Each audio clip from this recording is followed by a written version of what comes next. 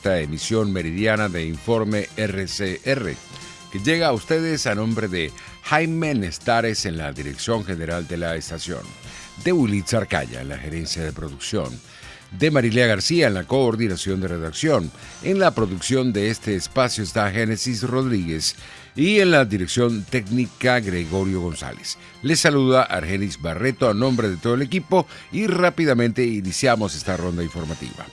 Un llamado urgente a la comunidad internacional para que ayude a los venezolanos a salir de la tragedia que atraviesa el país, realizó el diputado por la causa R en el exilio, Américo de Gracia, luego del naufragio de una embarcación entre las costas entre Venezuela y Trinidad y Tobago, que dejó como saldo 14 víctimas mortales.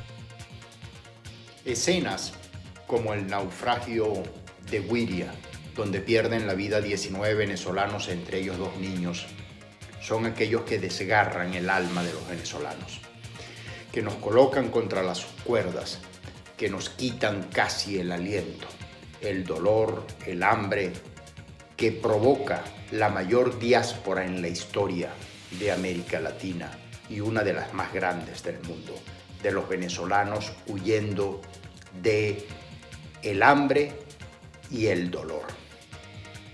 A eso sumémosle el cinismo de quienes usurpan el poder, como Diosdado Cabello, que manifiesta que si querían aprender a nadar hubiesen optado por una piscina.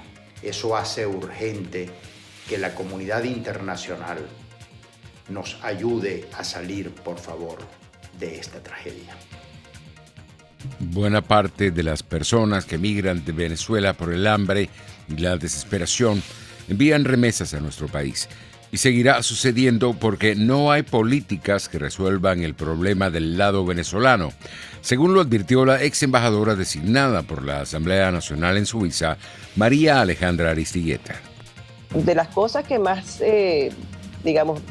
entristecen es que cuando uno habla con los organismos internacionales, muchos de ellos están trabajando, haciendo su trabajo de hormiguita, trabajo de abogacía, trabajo de incidencia, muy bajo perfil y le tienen pánico, le tienen terror a decir las cosas públicamente porque sienten que están irrespetando el espacio y la decisión soberana de cada país de tomar decisiones y de decidir si estos son refugiados, si son migrantes económicos y si en definitiva pues cada país tiene derecho a nombrarlos, a designarlos de la manera que ellos quieran, pero una de las cosas que me han destacado todos y cada una de estas personas con las que he hablado es que indistintamente de cómo los quiera considerar Trinidad y Tobago, que además es un país amigo del régimen de Maduro, indistintamente de eso, hay una cosa aquí que no se puede obviar, que no se puede dejar de lado, y es el hecho de que Trinidad y Tobago es firmataria de acuerdos internacionales que la obligan a respetar los derechos de los migrantes,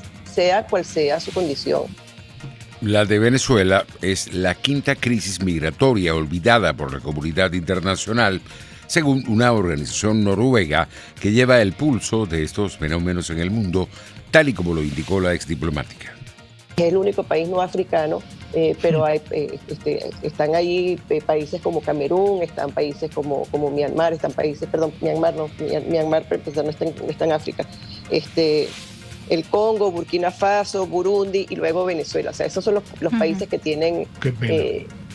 Que nadie habla de ellos. Hablamos, de vez en cuando se habla de Siria, de vez en cuando se habla de Yemen, de vez en cuando se habla pues, de Myanmar, pero de estos países nadie habla. Y Venezuela es el quinto país dentro de la lista de ellos, de los primeros 10 países cuyas crisis son sumamente graves, son extremadamente graves.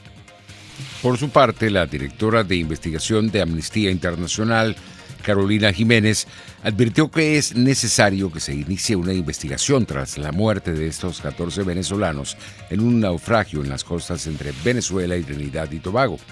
La investigadora recordó que los estados deben cumplir con el principio de no devolución de migrantes y refugiados. Cuando este tipo de sucesos tan lamentables ocurren, es necesario que se inicien investigaciones serias, imparciales e independientes para que uno conozca la verdad. ¿no? Y allí se puedan establecer las responsabilidades correspondientes. En cuanto al tema de no devolución, nosotros también hemos, desde Amnistía Internacional, varias veces denunciado que es un principio que rige, ¿no? Es uno de los principios fundamentales, los pilares más importantes del derecho internacional, que tiene toda persona a ser protegida cuando busca refugio, y es que cuando llega a un país, huyendo de su propio país de origen, este país debe comenzar un proceso, ¿no?, formal en el que la persona pueda solicitar protección. Por su parte, el canciller del régimen venezolano, Jorge Arreaza, emitió un comunicado advirtiendo que se une al duelo de los familiares de las 11 personas que aparecieron muertas en las costas de Güiria, en el estado Sucre. Además, extendió sus condolencias a los familiares de las víctimas, ratificando la necesidad de profundizar la lucha contra las mafias de trata de personas que promueven la ilegalidad. La doctora... Las razones para la inmigración van a cosas muy básicas, es decir, no tengo alimentos, no tengo medicamentos. Y fíjate tú que todas son, de alguna manera, dimensiones de la seguridad alimentaria. Entonces la seguridad alimentaria se vuelve una causa importante para la migración. Y al final la región del país, en el estado Sucre concretamente, que es un estado que ha sido profundamente afectado, es un estado que vive del turismo, entre otras actividades, pero el turismo es importante. Y entonces, por supuesto, la gente sin trabajo, sin medios de vida, bueno, dice, me voy porque ya no tengo más nada que perder. Bueno, y perdiste la vida. Escuchábamos a la doctora y miembro del Observatorio Venezolano de la Salud, Marianela Herrera, quien indicó que en los últimos 5 años las razones para la emigración de nuestro país responden a distintas dimensiones de la crisis de seguridad alimentaria que afecta a nuestro país. En palabras de la doctora Herrera, la dificultad para el acceso a alimentos ha empeorado en Venezuela durante la pandemia, tal y como lo reflejan las cifras del Programa Mundial de Alimentos de Naciones Unidas, que hablan de casi 60% de los ciudadanos que vive con seguridad alimentaria marginal, es decir, está subsistiendo al límite de sus posibilidades. Significa la proporción de gente que está viviendo al límite, y está viviendo al límite porque ha tenido que sacrificar educación, vestido, vivienda, ha tenido que vender todos sus bienes para comprar alimentos. Entonces se está alimentando al límite, pero a expensas de otros componentes de la vida cotidiana que son importantísimos. Y de seguridad alimentaria para América Latina y el Caribe de la FAO incluye a Venezuela como una de las grandes responsables en el aumento del hambre de la región. Y allí la comunidad internacional tiene que sincerarse y entender que aquí hay un problema gravísimo y que mientras las aproximaciones no incluyan resolver esta grave crisis. El presidente de FEDEAGRO, Aquiles Hopkins, lamentó que haya venezolanos que mueran buscando un mejor porvenir y advirtió que se trata de una situación que no tiene nombre. Lo que vivimos es una consecuencia del Estado monopólico que lo destruyó todo, indicó el productor venezolano. Venezuela está para exportar alimentos. Venezuela tiene la capacidad no solamente de abastecer lo que los venezolanos necesitamos, sino está en capacidad de exportar. Entonces, que nosotros ni siquiera estemos produciendo para satisfacer las necesidades nutricionales mínimas de nuestra población, esto nos tiene que hacer entender que es quienes han llevado las riendas del país durante los últimos 20 años. Y no quiero dejar de expresar mi tristeza, no sé ni cómo calificarlo, con lo que sucedió con él, de arriesgar la vida y la de sus hijos en una lancha buscando un mejor futuro y un mejor porvenir. Esto no tiene nombre, esto no tiene perdón y esto no tiene por qué suceder en Venezuela. Venezuela tiene mucho para dar a todos los venezolanos. El presidente de FEDEAGRO recordó que en 1998 en Venezuela se producía entre el 70 y 80% de los alimentos que se consumían en el país y destacó que 22 años más tarde esa cifra se ha reducido a 20%. Más allá de los problemas que había, el modelo de intervención del Estado que se impulsó desde la administración del presidente Chávez, que llevó a la expropiación de 5 o 6 millones de hectáreas de tierras, los controles de precios, el control de cambio y la intervención absoluta y el monopolio del Estado, queriendo pasar de aquella Venezuela productiva al control absoluto del Estado, que lo lograron, pero lo destruyeron todo.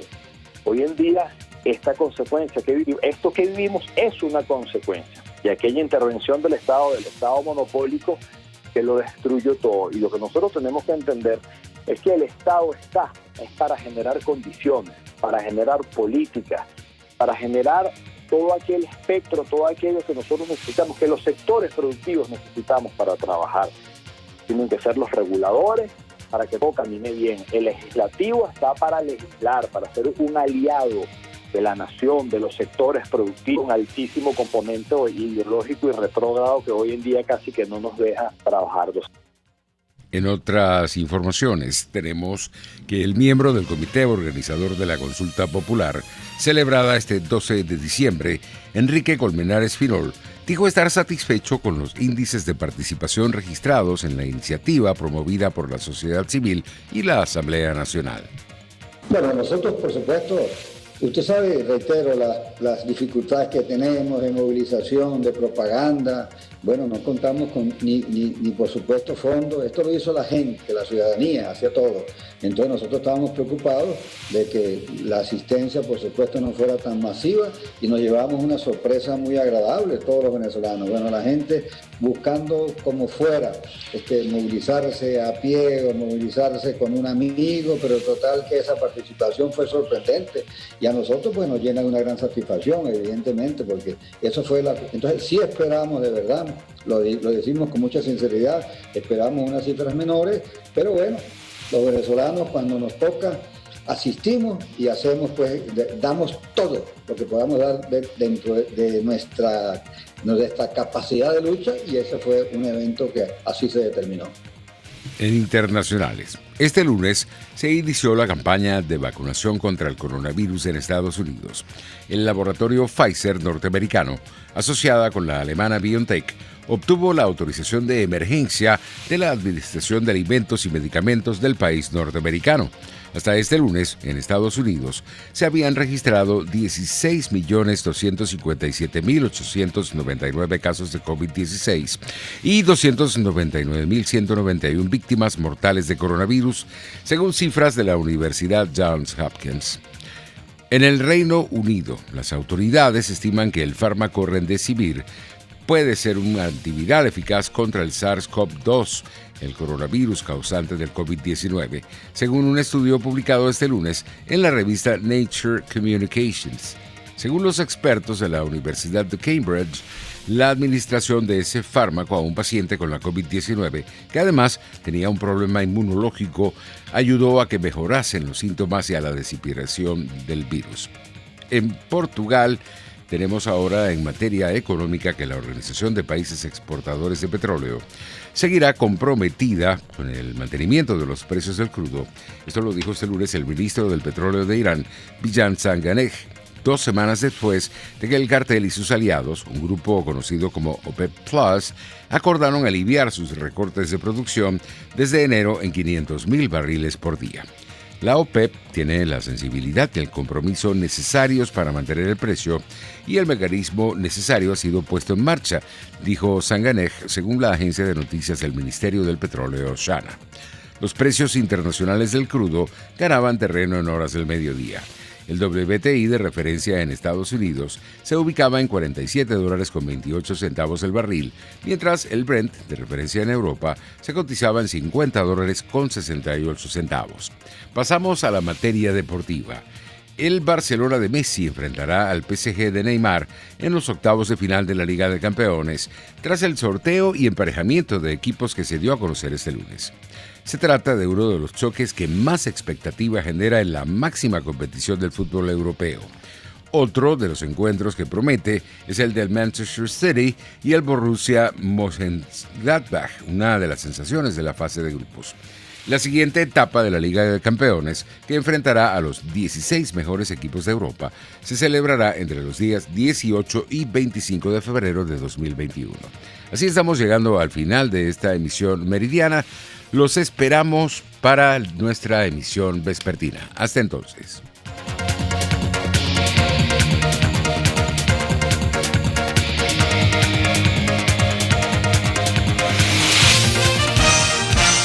Hasta aquí este compacto noticioso. Manténgase en nuestra sintonía, porque estaremos informándole de la noticia al momento de producirse. RCR 750 AM.